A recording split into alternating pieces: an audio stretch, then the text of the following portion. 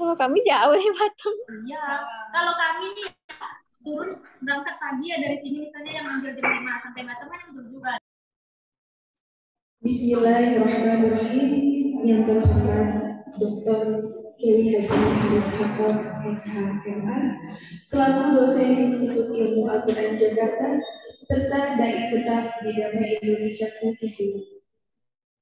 Yang saya hormati Kasatira Putri Zian Abidin selaku Presiden Dema FUD 2022-2023. Beserta teman-teman yang alhamdulillah dapat hadir pada kesempatan kali ini yang insya Allah dirahmati Allah Subhanahu wa Ta'ala. Assalamualaikum warahmatullahi wabarakatuh. Waalaikumsalam warahmatullahi wabarakatuh. Alhamdulillahirabbil alamin wa bihi nasta'in ala umuri dunya wa din wassalatu wassalamu ala asyrofil anbiya'i wal mursalin wa ala alihi wa sahbihi ajma'in. Alhamdulillah, segala puji bagi Allah Subhanahu wa Ta'ala yang telah memberikan kita rahmat sehingga kita dapat berkumpul dalam acara mingguan kita, yakni kajian kitab tafsir Durrah At-Tafasir bersama Dr. Kiai Haji Haris Hakam SHMA. Salawat beriring salam semoga tercurah limpahkan kepada junjungan kita Nabi Muhammad Sallallahu Alaihi Wasallam yang telah membawa kita dari zaman jahiliyah menuju zaman Islamiyah. Semoga kita selaku umatnya bisa mendapatkan syafaat yaumil qiyamah nanti. Amin amin ya rabbal alamin. Saya Putri Alifa selaku moderator yang akan memandu jalannya acara pada kesempatan kali ini. Sebelumnya, bagaimana nih kabarnya teman-teman semua? Sehat? Alhamdulillah, guru kita Bapak Dr. Kiai Haji Haris Hakam SHMA telah hadir dalam kesempatan kali ini. Assalamualaikum Bapak, bagaimana kabarnya? Alhamdulillah. Tanpa berpanjang kala, marilah kita buka kegiatan pada sore hari ini dengan membaca surah Al-Fatihah ala hadiniya wa ala kulli niyatin sholihah. Al-Fatihah. Alhamdulillah.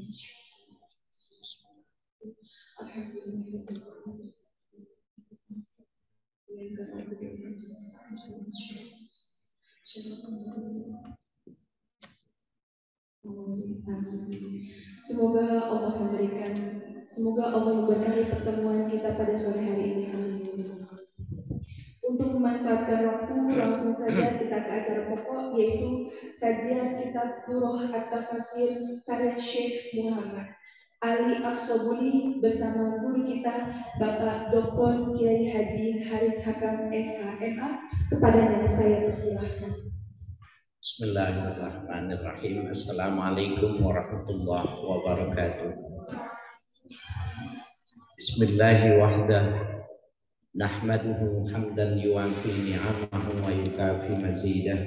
Subhanalladzi 'allama al-insana hatta 'alimahu wa wahhadah. Wa nusalli wa nusallimu ala nabiyyina Muhammadin sallallahu alaihi wasallam dzil haudi wasyafa'ah wa ala alihi wa sahbihi nujumil bahirah. Amma ba'du fa inna mathala ma ba'athallahu nabiyyahu kamathali ghaisin asaba 'ardan wasi'ah wa minha ta'ifatun thayyibatun qabilatil ma'a fa ambatatil kal'a wal usba katsira. La haula wa la quwwata illa billah. Amma ba'du. Baik, adik-adik sekalian, mahasiswa IKI dan para pemirsa lewat YouTube yang berbahagia, kita melanjutkan halaqah tafsir pada sore hari ini. Kita masuk pada surah Al-Baqarah ayat 164.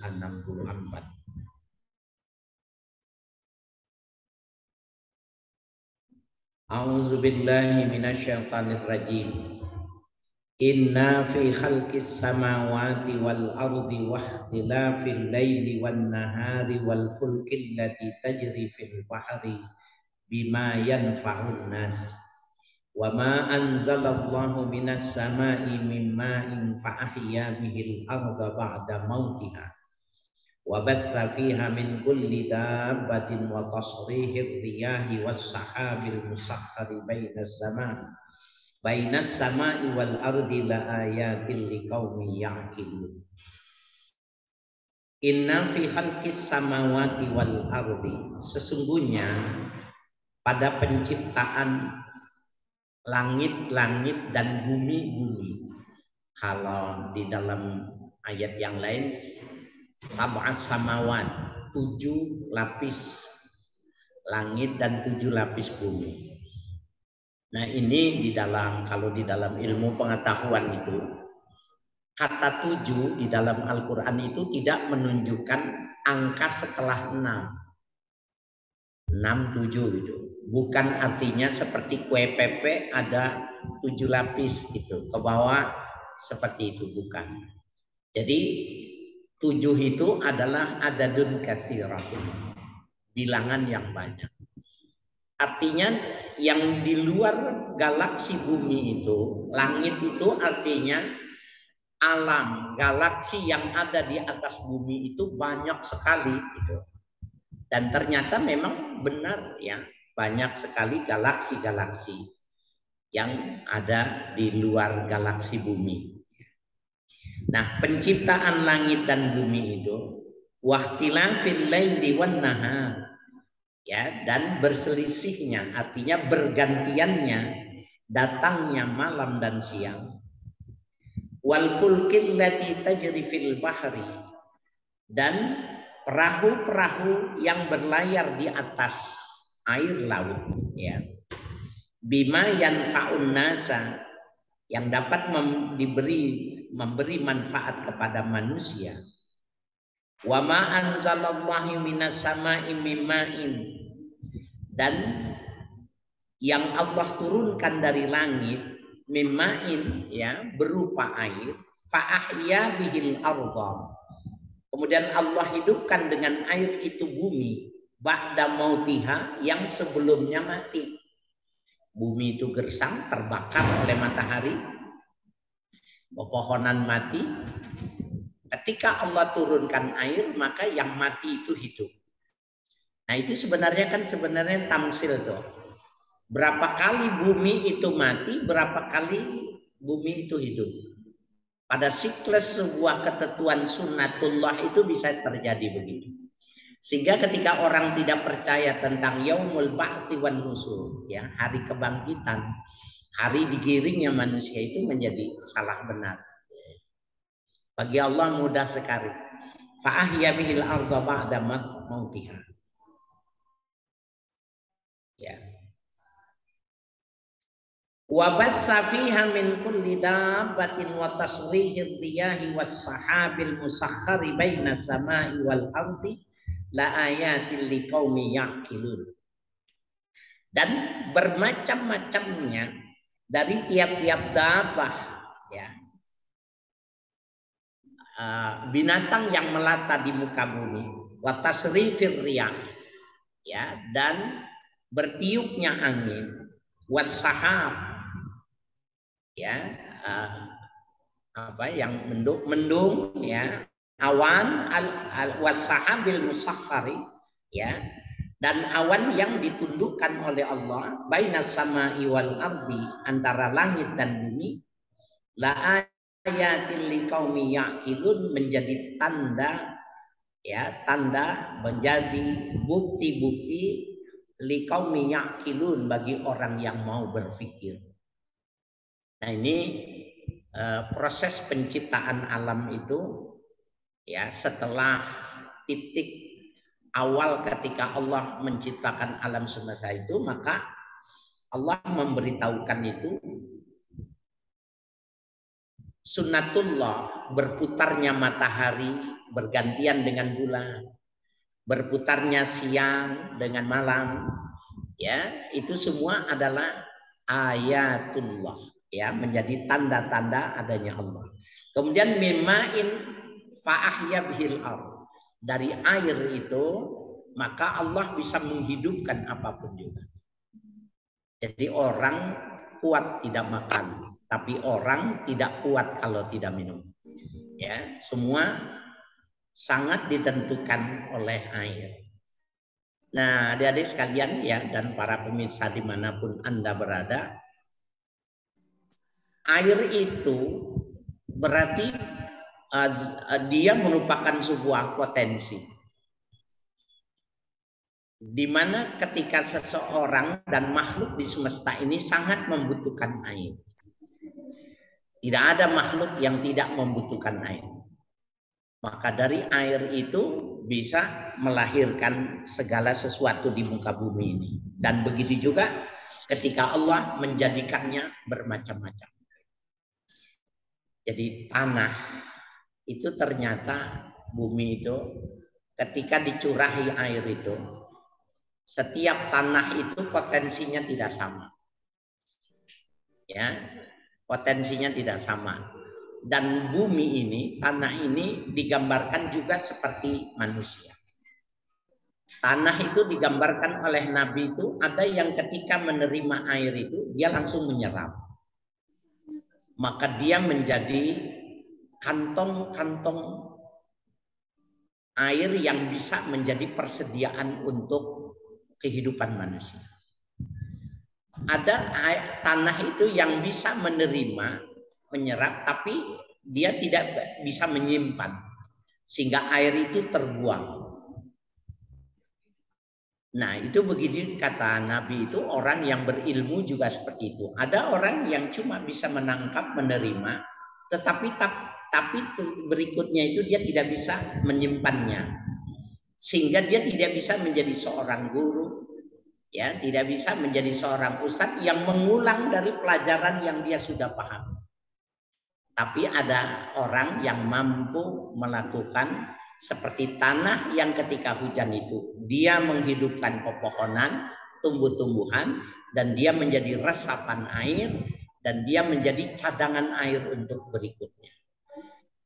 Ya, itu Nabi membuat perumpamaan tentang tanah dan air itu adalah ibrah bagi para tolabah, orang-orang yang mencari ilmu.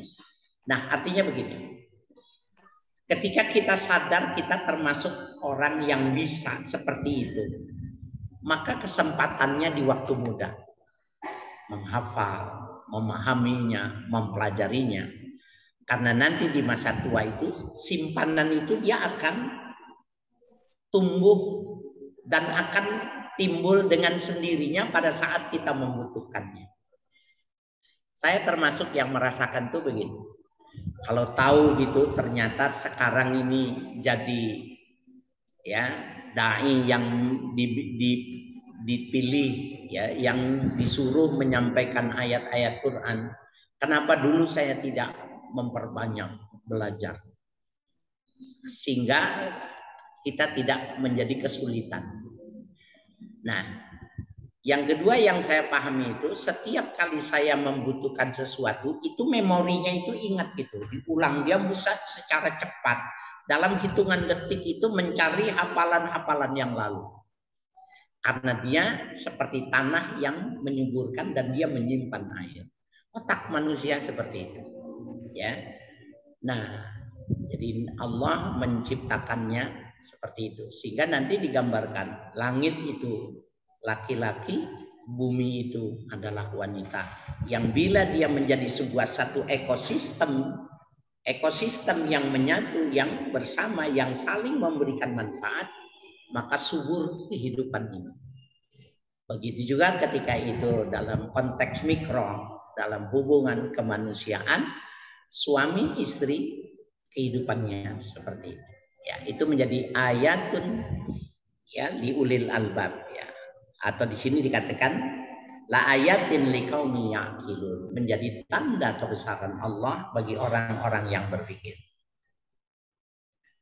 Wa minan nasi may yattakhizuna min dunillahi andadan. Ada di antara manusia yang mereka menjadikan selain Allah itu andadan. Andadan itu syuraka. Ya, syarik. Syarik itu orang yang bersekutu. Kalau dalam join bisnis itu antara pemilik modal dengan pekerja menjalin sebuah hubungan kerja, membagi keuntungan dengan persentase sekian persen, itu namanya syarik. Nah, syarik itu juga maknanya pesaing Tuhan. Ada orang yang bertuhankan bukan Allah, itu maknanya. Ya, jadi ada di antara manusia, wa minan nasi, ini minnya namanya litab'id. Ada di antara manusia yang mereka menjadikan selain Allah itu sebagai Tuhannya, andadan, ya, ai ilahan.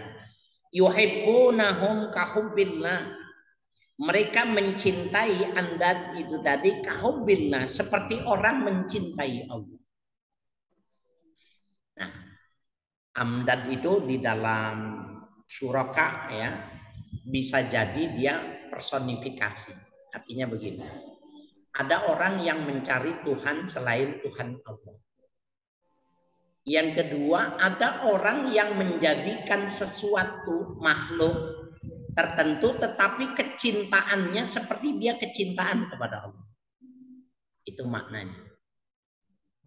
Umpamanya ya, ada kan banyak ya artis agamanya Islam kemudian ketemu sama pasangannya yang non-muslim. Karena dia menikah, maka dia pindah agama. Nah, itu namanya orang yang menjadikan andad itu kahubbillah, kecintaan dia kepada andad itu tadi seperti kecintaan dia kepada Allah, bahkan Allah kalah. Namanya suami, tetapi sebenarnya dia adalah Tuhan kecil. Ada orang tadinya hafal Quran, ya, ke Jakarta bekerja karena sakit keras, bekerja keras, berhasil maju, hafalannya hilang. Tetapi kedudukannya bagus, anak buahnya banyak, perusahaannya berkembang. Nah, ketika dia konsultasi, dia minta menanyakan, dia bilang, bagaimana saya bisa mengembalikan hafalan saya? Nah, terlepas dari itu, ini dia namanya al-jah, kedudukan, al-mal, materi itu dijadikannya andad. Yang kahubbuhu kahubbillah, kecintaan dia itu sama dengan dia mencintai Tuhannya, bahkan bisa kalah. Walladzina amanu asyaddu hubban lillah walau yaral ladzina zalamu iz yarawna al-adzab annal quwwata lillahi jami'an wa anna allaha syadidul azab. Walladzina amanu asyaddu hubban lillah, dan orang-orang yang beriman asyaddu hubban lillah, yang mereka itu sangat kuat kecintaannya kepada Allah. Walau yaral ladzina zalamu, seandainya mereka memandang, melihat orang-orang yang berlaku zalim, tadi yang menjadikan andad itu sebagai Tuhan, materi sebagai Tuhan, pasangan hidupnya sebagai Tuhan kecil. Ya, walau yaral ladzina zalamu iz yarawna al-adzab, ketika itu juga terlihat itu azab. Ya, jadi ketika dilihat kezaliman dalam pandangannya itu, yang terlihat itu adalah siksaan dari perbuatan itu tadi. Annal quwwata lillahi jami'an, sesungguhnya kekuatan keseluruhannya itu milik Allah. Wa annallaha syadidul azab, dan sesungguhnya Allah amat keras azabnya. Nah, ini adik-adik sekalian, begini maksudnya. Cinta itu, asyaddu hubban, cinta itu ternyata bisa melahirkan pandangan yang berbeda. Orang kalau jatuh cinta, cintanya benar-benar, maka dari cintanya itu ketika dia lihat sesuatu, umpamanya dia ada sesuatu yang tawaran yang tidak baik kepada dirinya, yang ada di benaknya itu, kalau dia turuti kemauannya itu, resikonya perceraian, resikonya diambil semua harta atau dilaporkan ya kepada kepolisian umpamanya. Itu bisa jadi melihat sesuatu tetapi koneksitasnya itu kepada akibat berikutnya. Kuncinya itu cinta. Ada dia karangan ulama, kemana-mana itu dia bawa korek api. Jadi nanti kalau dia susah, menderita gitu, ada yang menawarkan, ya, ada yang menawarkan apa? Ya, ada yang menawarkan, kemudian dia mau melakukan kesalahan dan kepingin dia, saking lapar dan hausnya itu ada buah. Orangnya tidak ada dan buah itu condongnya ke kali. Kan itu dari batas teritorial kepemilikan itu. Waktu dia mau ambil itu, diambil dulu korek api. Maka tangannya dibakar.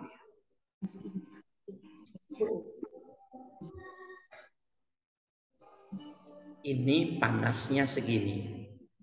Bagaimana nanti ketika di akhirat itu dikali kelipatannya 70 kali panasnya. Maka laparnya hilang. Hausnya hilang. Padahal tadi dia pengen sekali mengambil buahan itu yang condong ke kali itu karena itu di luar teritorial kepemilikan. Dia nggak mau. Kenapa? Yang dia lihat itu sebuah kesalahan. Bagaimana caranya? Maka dibakar tangan. Nah, setelah itu karena dia terus-terus melakukan itu, setiap kali dia ingin melakukan kesalahan, kemudian dilihat jempolnya besar karena berulang kali dibakarnya, maka dia nggak jadi melakukan. Tuh, kalau ada cinta di dalam hati itu seperti itu. Jadi umpamanya kalian ini yang cinta kepada Allah bagus gitu, luar biasa. Setiap kali kalian melihat ada yattahizuna andadan, orang yang menjadikan Tuhan kecil itu, pasti yang ada di benak kita, subhanallah, buruk akibatnya, jelek nanti, dan dia akan menyesal dengan perbuatan. Nah, jadi semakin rendah, maka semakin rendah juga pemahaman itu. Semakin tinggi kecintaannya, semakin bagus juga seperti itu. Ini menarik ini tentang keinginan ya. Jangan sampai memasukkan sesuatu ke dalam rongga kita itu. Dalam satu riwayat itu ada yang mengatakan itu begini, seorang pemuda yang ketika dia lapar, dia jalan. Kemudian dalam jalannya itu dia lihat ada sungai. Maka dia minumlah air sungai. Karena air sungai itu punya Tuhan, jadi nggak perlu izin kepada manusia. Tapi tidak lama kemudian ada buah apel yang lewat itu satu, diambil sama dia. Padahal ini kan buah apel yang jatuh ke kali ini udah di luar teritorial kepemilikan, dimakan kan. Baru satu gigitan dimakan dia ingat. Jangan-jangan yang punya nggak ridho.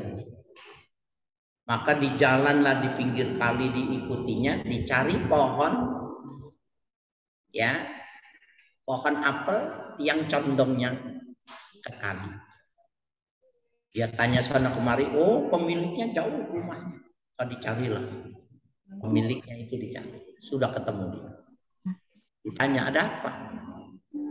Saya kehausan, saya lapar, saya minum, kemudian ada buah.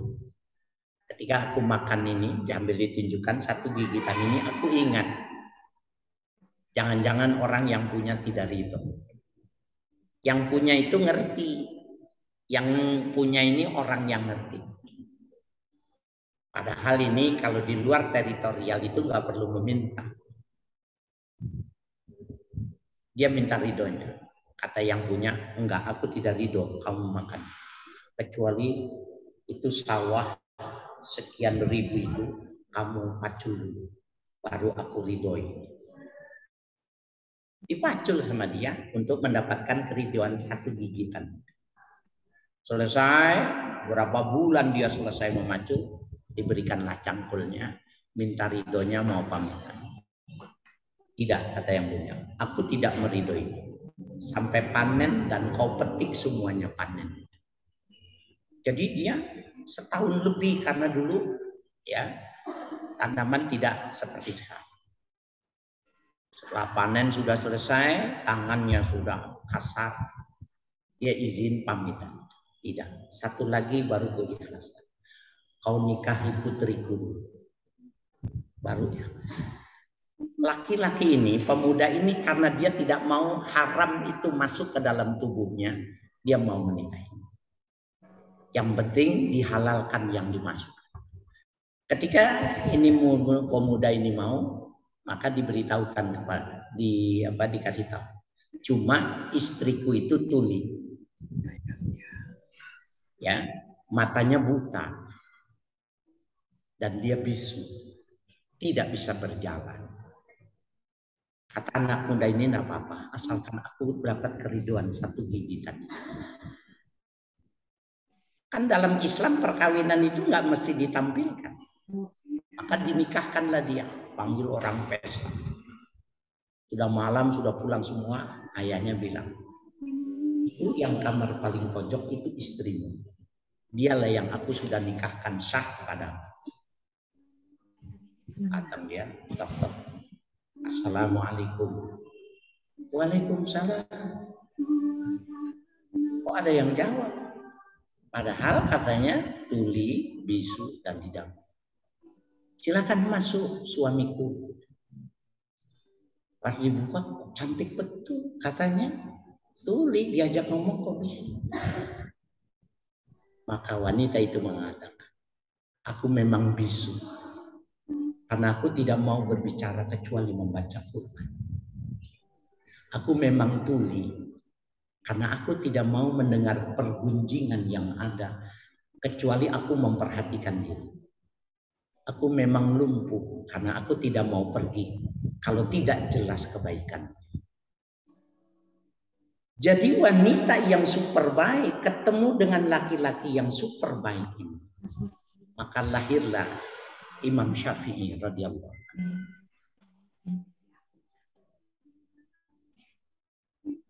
Ayahnya seperti itu. Ya. Kalau saya dikawinin buta, tuli, lumpuh, mikir juga.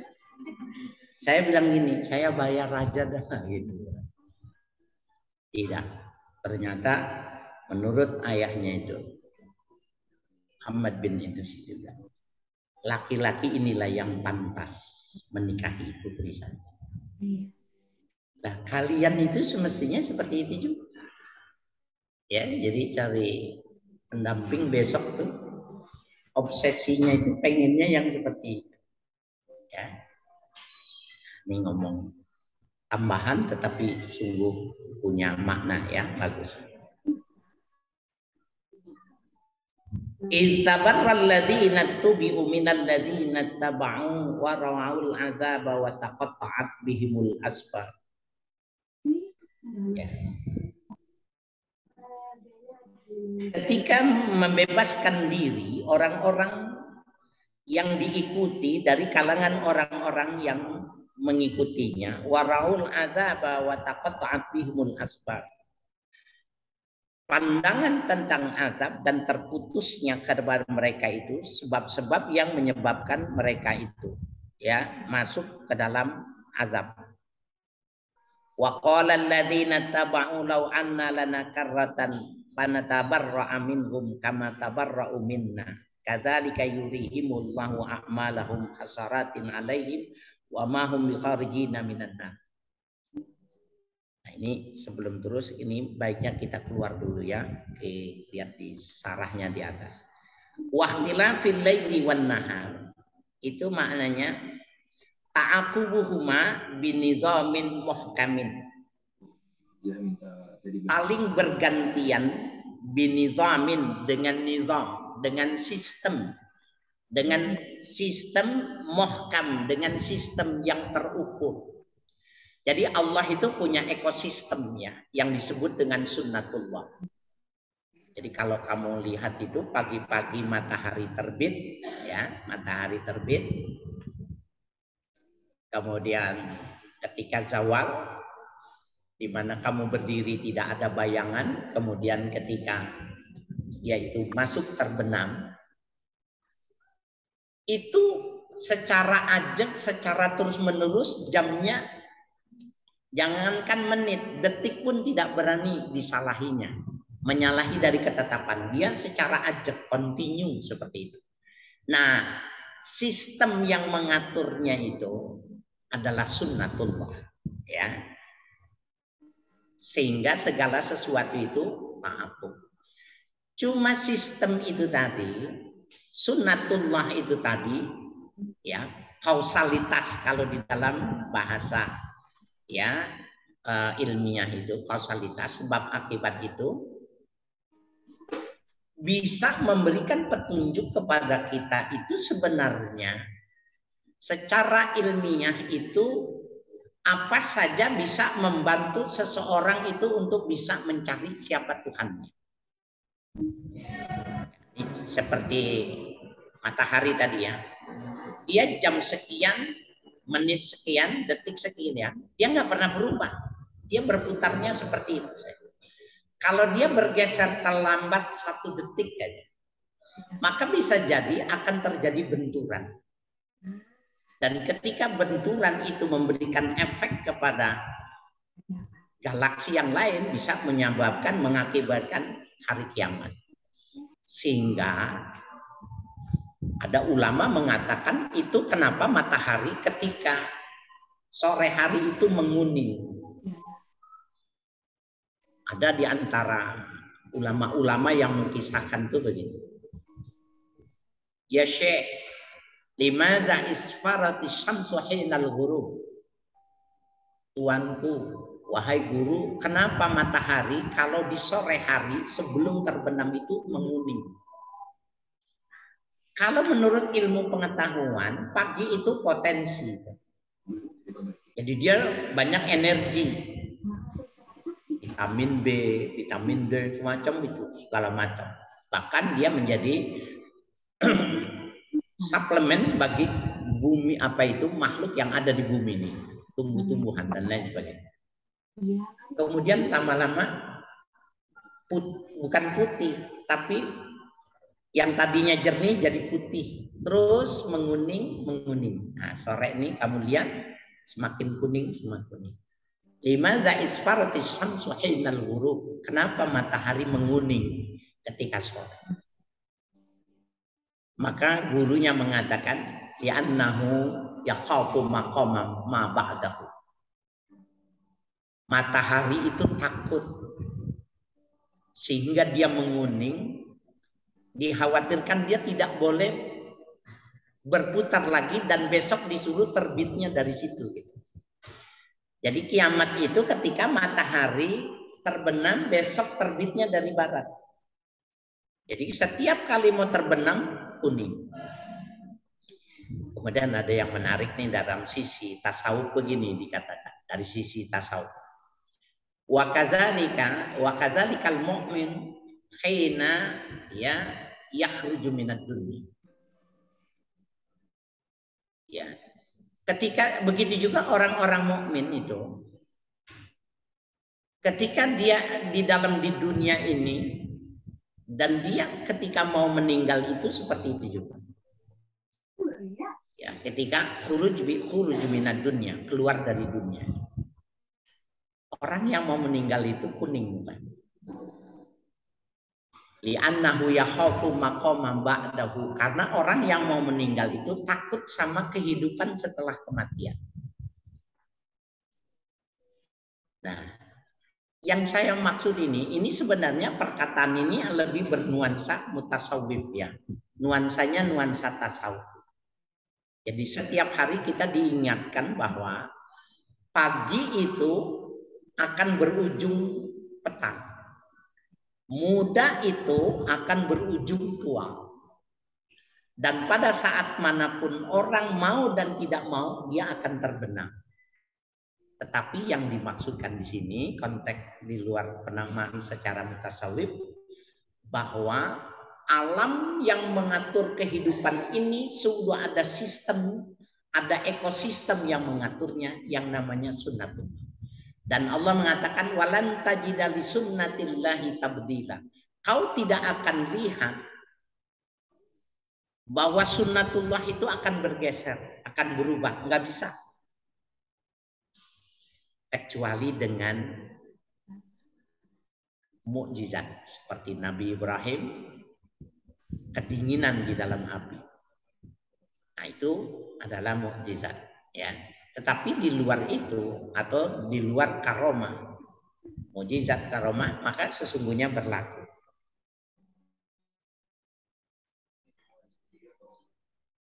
Ya'til laila tsumma ya'qibuhun nahar. Datang malam kemudian beriringan dengan siang. Wal fulki maknanya as-sufun. Sufun itu jamak dari safina. Safina itu perahu air yang menggunakan layar, itu namanya safina. Ya, safina jamaknya sufun. Jadi as-sufunil azim allati tasiru fawqa sathil bahri bi qudratillah. Itu ya perahu-perahu besar ya yang berlayar di atas ya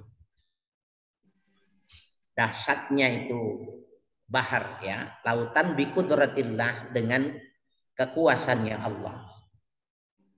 Wa batsa fiha min kulli dabatin, dan akan melahirkan pada setiap dabah itu ay farraqa wa nasyara fil ardi min anwa'il makhluqat bitariqi tawaludi, akan menjadi berkembang pada bumi itu macam-macam makhluk bitariqi tawaludi dengan cara persalinan ya, dengan cara kelahiran. Jadi kalau begitu bahwa perkawinan itu tidak semata-mata ikhtiar ya, tetapi ada intervensi Tuhan itu. Ini kalau kita lihat di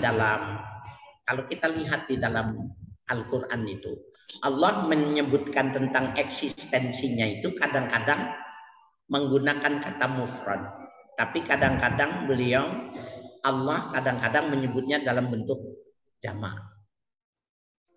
Anallahu la ilaha illa ana. Ini mufrad. Anallah, akulah Allah. La ilaha illa ana. Tiada Tuhan kecuali aku.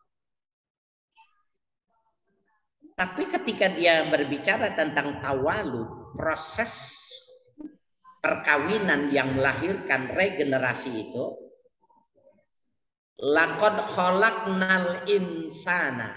Khalaqna, bukannya khalaqtu. Ini oleh para pakar-pakar tafsir dikatakan bahwa proses terjadinya alam itu tidak sama satu dengan yang lainnya. Kalau yang disebut dengan manusia untuk melakukan reproduksi itu, dia harus menikah. Kemudian secara biologis harus terjadi pertemuan spermatozoa dan ovum. Baru bisa. Nah, itu maknanya bahwa anak yang diinginkan dari seorang yang menikah dari pasangan suami istri itu berarti ada makom ikhtiar. Ada makom ikhtiar. Pengen punya anak pinter. Dengan kata khalaqna itu maknanya ada makom ikhtiar. Yang dalam bahasa keren sekarang itu disebut dengan ada kesempatan untuk melakukan ya rekayasa.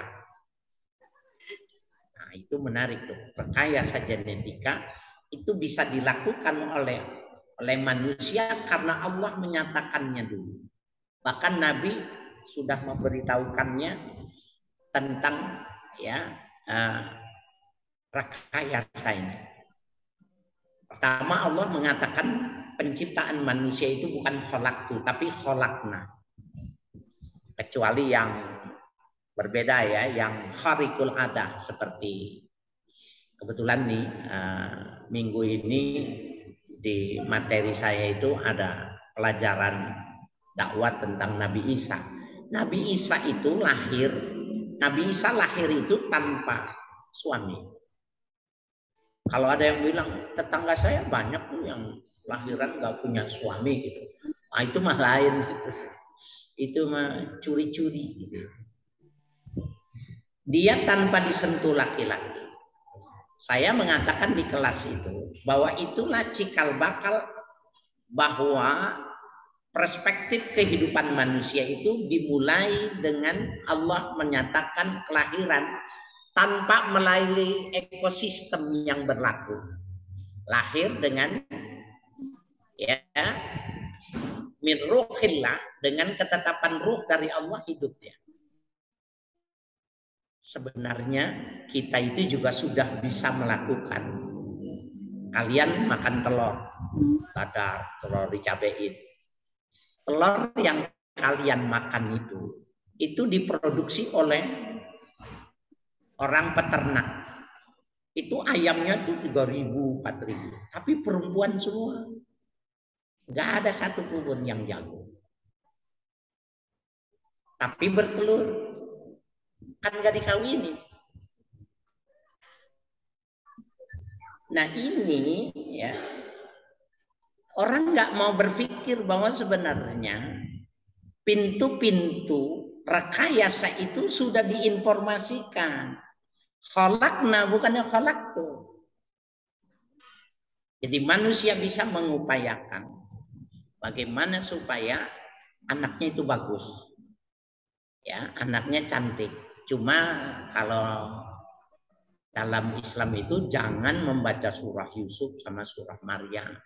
Karena tidak bisa rekayasa genetika itu dengan membacakan Al-Quran.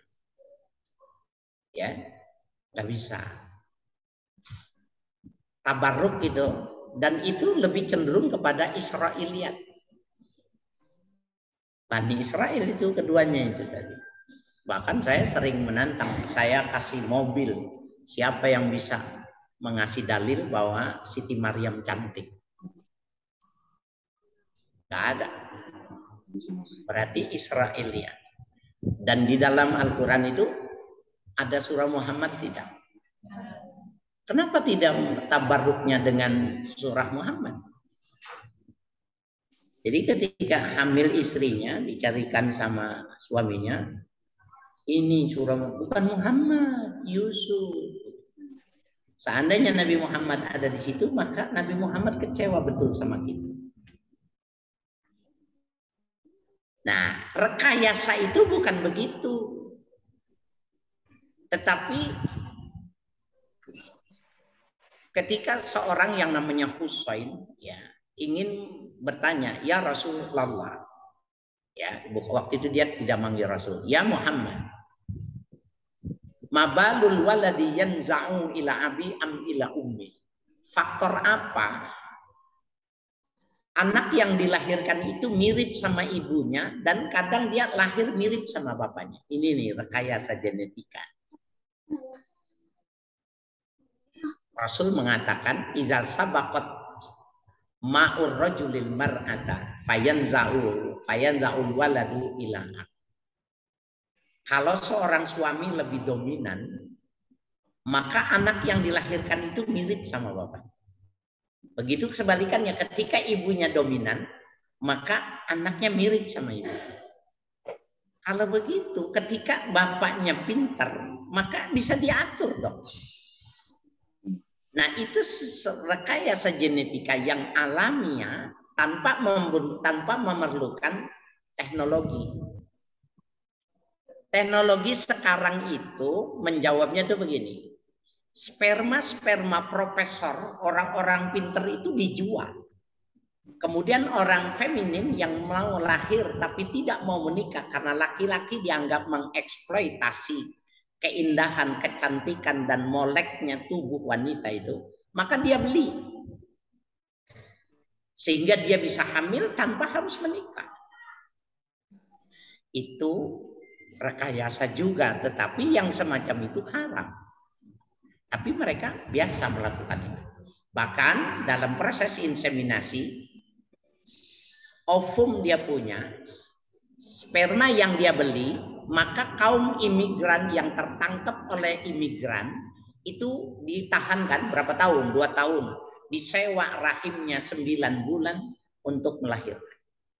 Jadi dia punya pendapatan, tapi dia hamil, tapi si pemilik janin itu bukan punya dia. Itu juga disebut dengan rekayasa.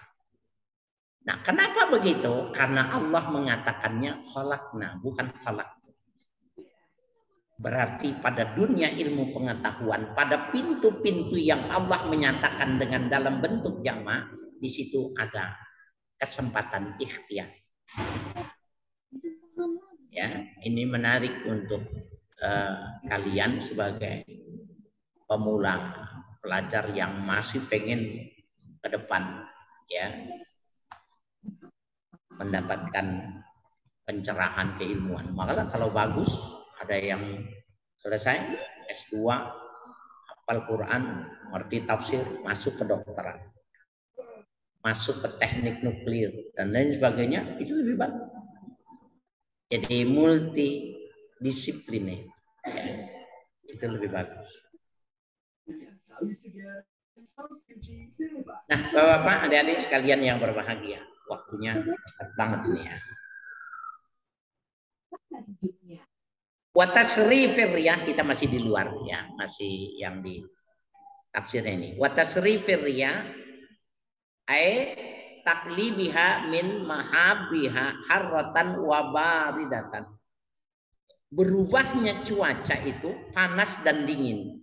Itu yang mengatur itu angin, termasuk yang mengatur hujan.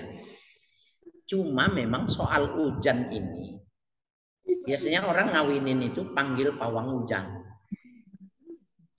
Nah, kemarin Pak Jokowi waktu G20 ya di Bali, ya G20, G20 itu beliau mengatakan kita sudah berhasil melakukan G20 di Bali ini tanpa menggunakan pawang, tetapi pawangnya menggunakan teknologi.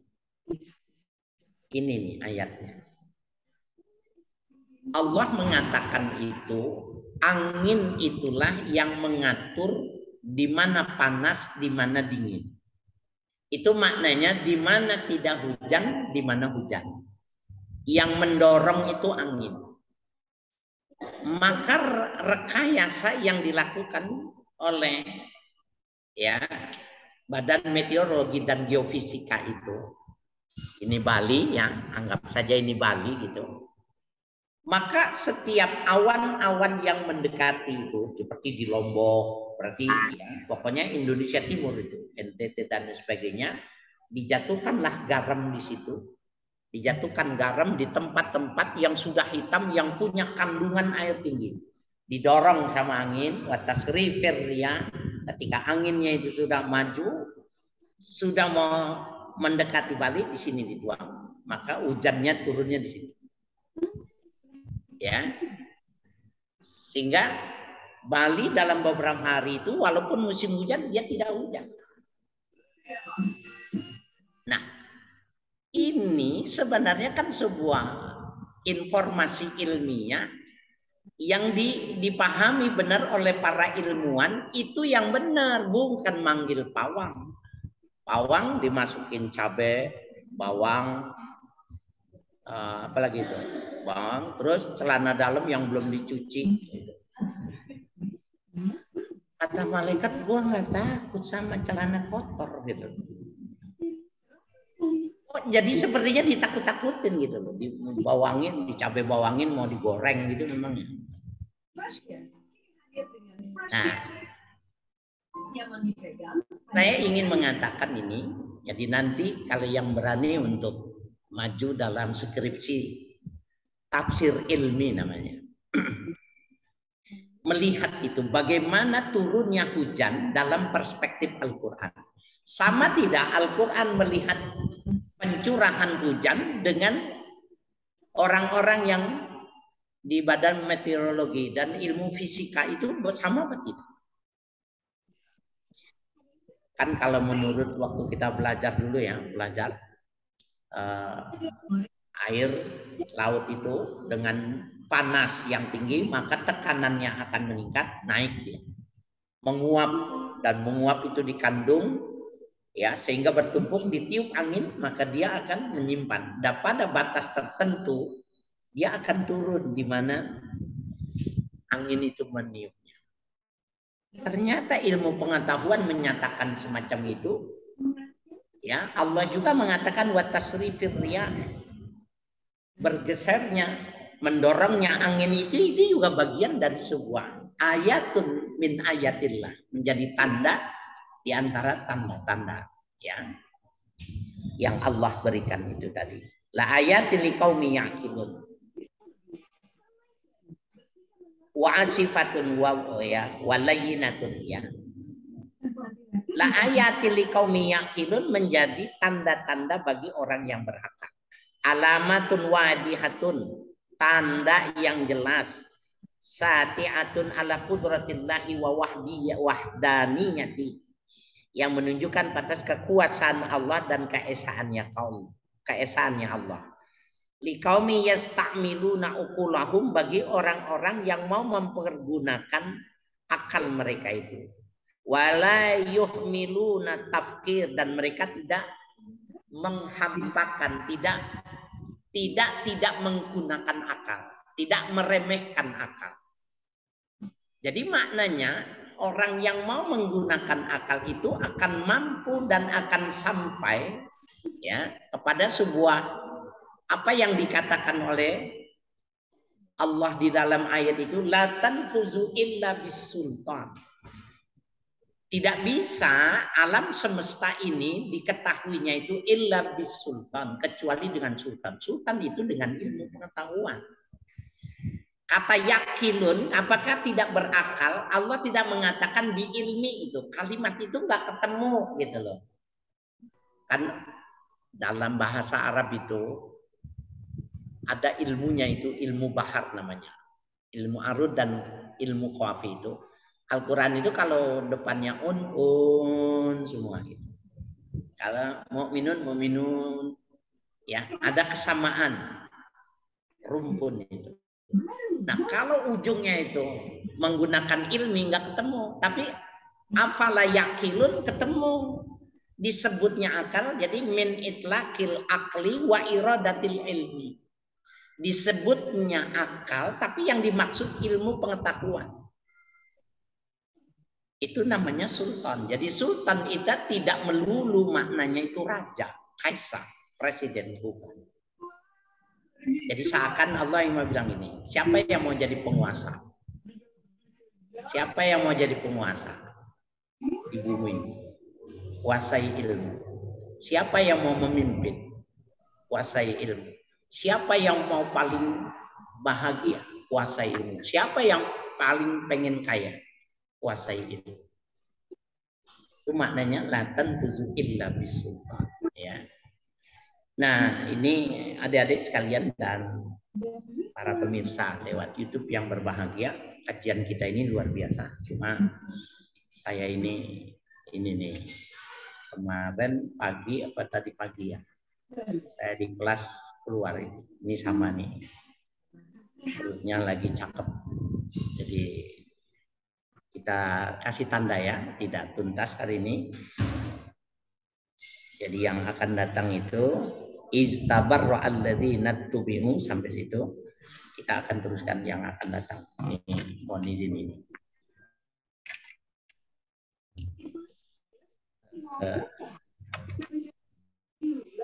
Tadi makannya nggak terlalu pedas ya.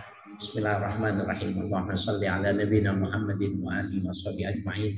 Allahumma inna nas'aluka al-'afwa wal 'afiyah wal mu'afata daima fid dini wad dunya wal akhirah.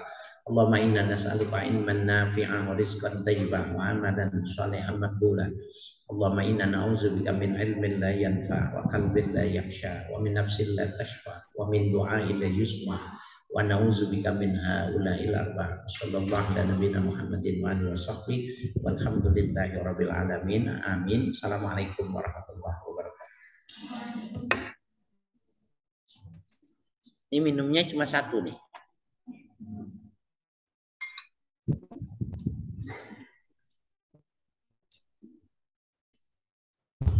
Ya, silakan.